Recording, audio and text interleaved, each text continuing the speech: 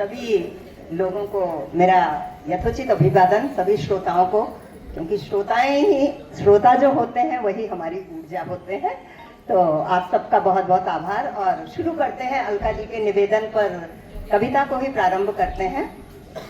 मेरा मानना है कि देखिए, जीवन के दो पक्ष होते हैं, अंधेरे और उजाले, लेकिन उजालों पर विश्वास अंधेरों को चीरने के लिए बहुत जरूरी होता है।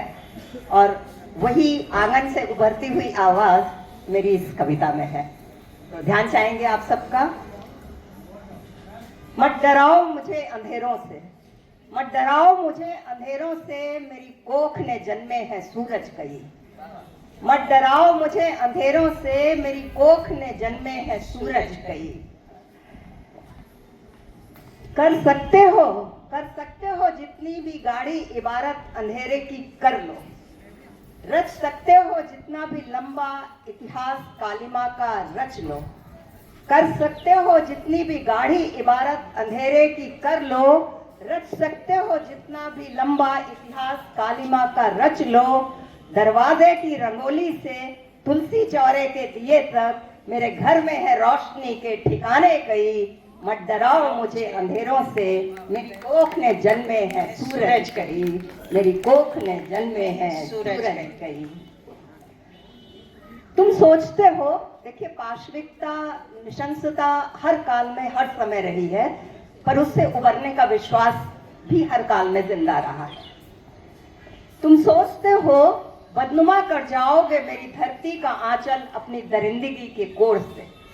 तुम सोचते हो बदनुमा कर जाओगे मेरी धरती का आंचल अपनी दरिंदगी के कोर से। बांटना चाहते हो इसे खून के बहते दरियाओं से। पर मत भूलो, इसी धरती पर आज भी बहती है मेरी ममता की गंगा यमुना और सई। मत डराओ मुझे अंधेरों से, मेरी कोख ने जन्मे हैं सूरज कई। क्या किले रोशनी के तुमने सारे कर लिए हैं पता है? क्या, मेरा प्रश्न है उन ताकतों से, क्या किले रोशनी के तुमने सारे कर लिए हैं फतेह, या कि सरे आम चौराहों पर सारे के सारे ज्योति पुंज कर दिए हैं जिबह।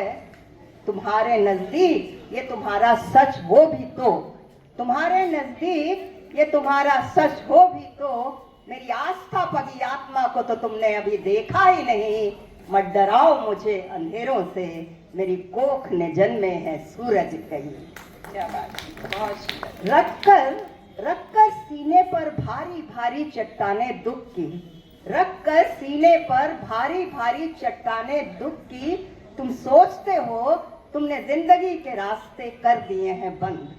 तुम सोचते हो तुमने जिंदगी के रास्ते कर दिए हैं बंद। अपनी खून से लिथड़ी हथेलियां रख मुस्कानों के होठों पर। सोचते हो तुमने छीन लिया है उनसे खिलखिलाने का हक। पर देख लेना जहां तुम बो रहे हो लाशें, वहीं उगाएंगे हम जिंदगी की लहलाती फसल। हमारे हौसलों को तो तुमने अभी तौला ही नहीं, हमारे हौसलों को तो तुमने अभी तौला ही नहीं। मत डराओ मुझे अंधेरों से, मेरी कोख ने जन्मे हैं सूरज कई। मेरी कोख ने जन्मे हैं जी बिल्कुल बिल्कुल। जब नमिता जी से बात हो रही थी तो इन्होंने अपनी ज़िंदगी की बहुत सारी चुनौतियों का, बहुत सारे संघर्षों का जो चर्चाएं की और बातें की कि किस तरह से उनकी लेखनी में वो व्यवहारात्मक अंदाज भी इन्होंने शामिल किया है, उसको इनकी कविता के माध्यम से हम सब सुनेंगे। धन्यवाद अलका जी। तो ये तो जीवन के अनुभव होते ही हैं, जिससे कि भाव उपजते हैं और फिर कलम चलती है। कभी हमारे आसपास घटने वाली घटनाएं होती हैं, कभी हमारे अपने खुद के अनुभव होते हैं। और तो ऐसी ही कुछ घटना जो हम सबको के मनों में है, होगी जरूर, मस्तिष्क पे भी होगी, और बहुत सी घटती रहती हैं। तो उसी घटना से उपजी कविता है। लेकिन हमारी कोशिश रही है कि कैसा भी समय हो, इस समय उजाले की रेखाएं हमेशा अंधियारे के बीच मौजूद रहती हैं। ये हमारी वैसे भी हमारी कविताओं की अंडरलाइन होती है। तो दूसरी कविता है, कलंकित तो मानवता हुई कई बार है, कलंकित तो मानवता हुई कई बार है, पर हथेली में पुण्य सरीखे भी यहाँ किरदार हैं, पर हथेली पर पुण्य सरीखे भी यहाँ किरदार हैं। चीखती हैं, चीरती हैं चीखे रात के अंधेरे, ऐसा होता है।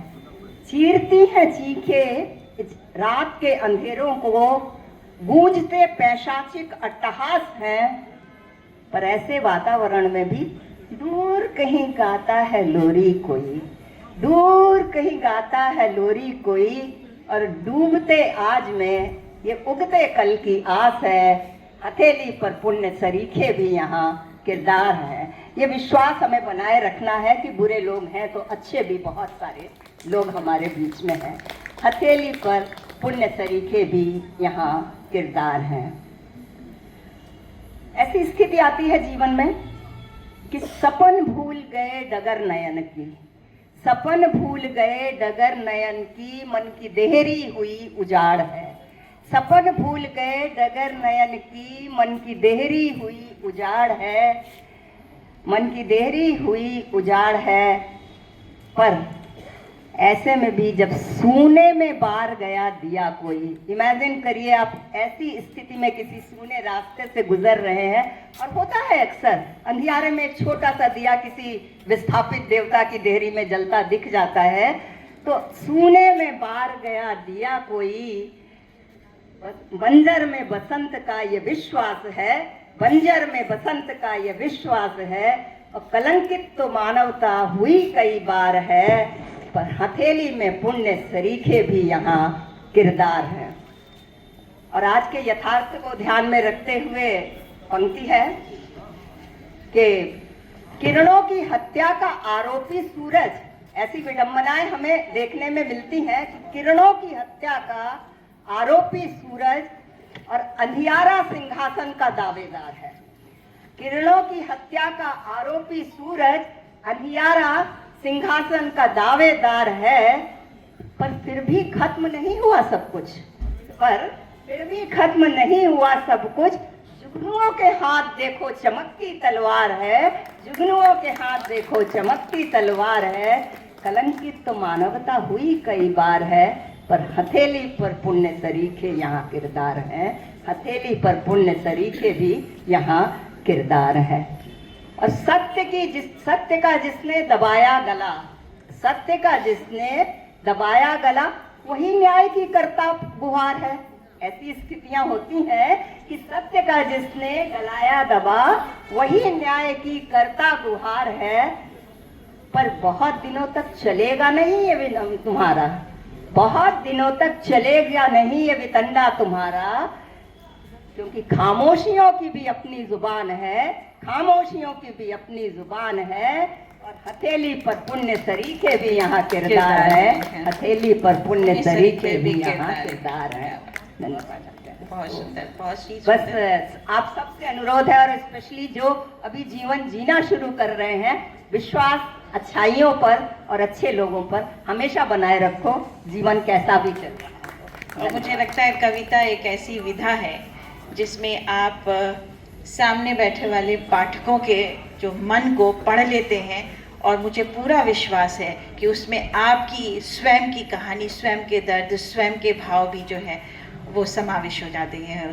तो ये मुझे लगता है कि एक सार्वभौमिकता स्वरूप है जो कविता का, वो नमिता सचान जी की कविता में सामने आया है।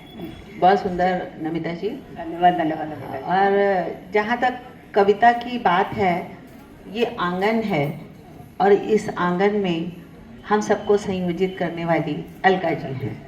और अलका ये मेरा तो सौभाग्य है। हाँ, अलका सिंह जी भी सशक्त कवयित्री हैं, एक शिक्षाविद होने के साथ साथ, जैसा कि आपने इनके परिचय के बारे में हम सब ने सुना, वे भी बहुत सुंदर कविताएं रचती हैं। तो मेरा अनुरोध है अलका जी से कि आप भी अपनी कुछ अभिव्यक्तियां हम तक पहुंचाएं, फिर हम